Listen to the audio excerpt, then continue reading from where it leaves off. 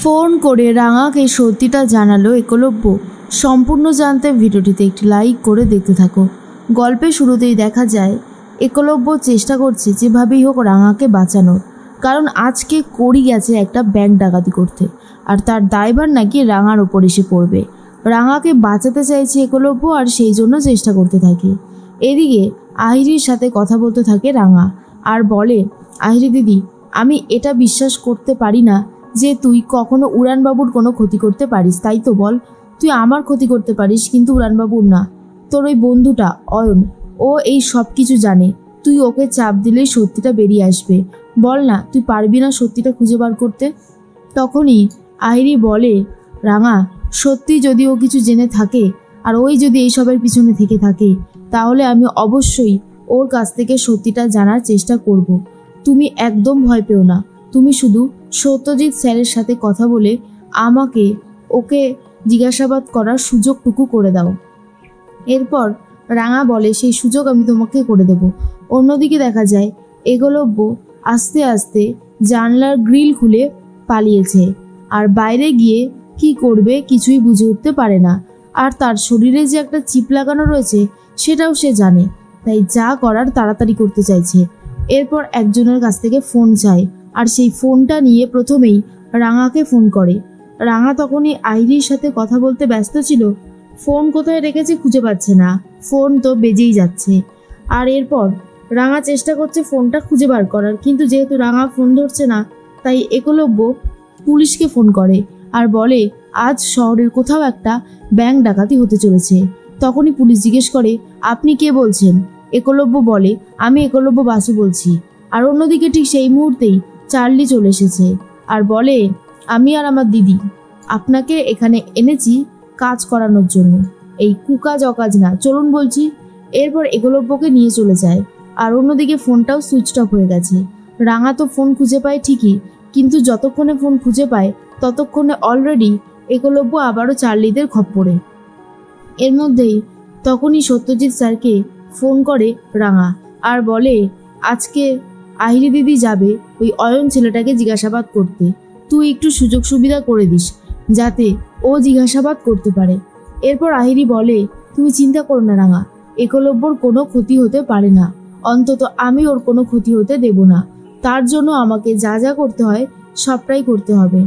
এরপরে মনে মনে একটা কথাই ভাবতে থাকে আহিরি, উড়ানবাবুর কোনো ক্ষতি হবে না, উড়ানবাবুর মতো মানুষের কোনো ক্ষতি হতে পারে না। সুন্দর করে ঘরটা গুছিয়ে রাখছে আর ভাবছে আজকেই উড়ানবাবু ফিরে আসবে, আর উড়ানবাবু এসে এই খাটে লম্বা একটা ঘুম দেবে। তার মধ্যে পাঞ্চালি এসে বলে, রাঙা, তুই ঘর গুছিয়ে কি করবি? তুই তো এখনো ভাইকে ফিরিয়ে আনতে পারলি না। রাঙা তখন বলে, দিদিভাই তুই একদম চিন্তা করিস না, আমি দেখছি কিভাবে কি করা যায়। আমি তো চেষ্টা করছি বল, আমি তো আর হাত গুটিয়ে বসে নেই। এরপরে অয়নকে জিজ্ঞাসাবাদ করতে শুরু করে সত্যজিৎ সিনহা আর বলে, সত্যি করে বলুন তো, কেন আপনি এই কাজটা করলেন? কেন একলব্য বাসুকেই শুধু কিডন্যাপ করা হলো? এই সব প্রশ্নের উত্তর আমাদের চাই। অয়ন তখন বলে, স্যার আমি এসব কি করে জানবো? আমি এসব কিছুই জানি না, আর আমার পক্ষে জানা সম্ভবও নয়। তখন সত্যজিৎ সিনহা বলে, আপনি পুরোপুরি নাটক করছেন। ভালো থাকে তো সত্যিটা বলুন, না হলে কিন্তু আপনার বিরুদ্ধে যথেষ্ট কড়া ব্যবস্থা নেওয়া হবে। এদিকে করি তো ব্যাংক ডাকাতি করবে বলে একদম ব্যাংকের সামনেই চলে গেছে। তখনই ফোন করেছে চার্লি আর বলে, দিদি, এই একলব্য বাসু পালাচ্ছিল, কারোর একটা ফোন থেকে ফোন করেছে কাউকে, কিন্তু সেটা আমি বুঝতে পারিনি। তুই কিন্তু একটু সাবধানে থাকিস রে, আমার কিন্তু সত্যি এবারে খুব ভয় লাগছে। তখনই করি বলে, তুই আমাকে নিয়ে ভাবিস না, আমি আজকে কাজটা করেই তারপর এখান থেকে যাব, তুই আমাকে নিয়ে একদম ভাববি না। এর মধ্যে একলব্য ভাবে, কি হচ্ছে ওইদিকে কিছুই তো বুঝে উঠতে পারছি না।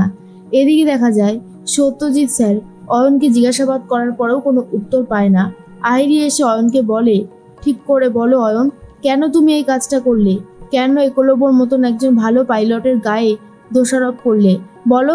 তখন অয়ন আর কোনো কথা বলার মতন অবস্থাতেই নেই, অয়ন বলতে চায় না। আহিরি অনেক জোর করতে থাকে কিন্তু কোনো লাভই হয় না। এর মধ্যেই একলব্য বাইরে বেরোনোর জন্য আবারও ছটফট করতে থাকে, কিন্তু চার্লি বলে, এইবার যদি আপনি বাইরে যান তাহলে কিন্তু আপনাকে আমি আর বাঁচতে দেব না, আমি এই কথাটা বলে দিলাম। রাঙা ভাবে কি করে সম্ভব সবকিছু। তার মধ্যেই সত্যজিৎ স্যারের কাছে একটা ফোন এসেছে। অফিসার এসে বলে, যে কেউ ফোন করেছিল তার নাম বললো একলব্য বাসু, আর সে বলছে আজকে নাকি শহরে ব্যাংক ডাকাতি হতে পারে। এটা শুনে তো সত্যজিৎ স্যার পুরোপুরি অবাক হয়ে যায়। তারপরেই ফোন করে রাঙাকে আর বলে, রাঙা, আমাদের ডিপার্টমেন্টে একটা ফোন এসেছিল, একলব্য নাকি ফোন করে বলেছে আজকে নাকি শহরে কোথাও ব্যাংক ডাকাতি হতে চলেছে।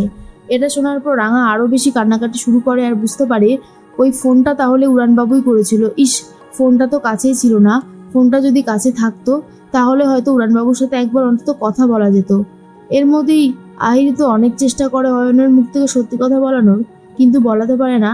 আর তার মধ্যেই একলব্য ভাবে রাঙা ঠিক আছে কিনা।